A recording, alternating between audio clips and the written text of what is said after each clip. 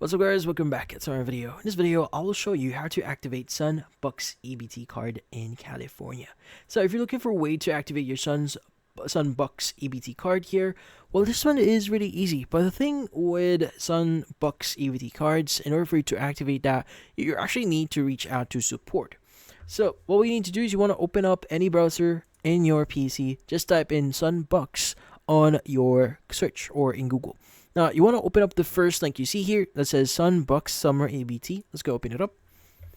Now, in here, you want to go and scroll down over here and until you see the map section. Now, you want to go and just click on the state that you want to activate your card. So, for example, if you're in California, choose CA here. Now, it should give you this pop-up here. Now, you want to call the hotline for that specific state. So the thing with this one is it will redirect you to their support team, which in this case, again, they'll be able to give you information on how to exactly activate your card on that specific state, because the activation process may be different depending on the state itself. So it's best to get the exact details directly from their team or their support. But that's about it. So if you found this video helpful, don't forget to leave a like or maybe subscribe to our channel. Thank you for watching.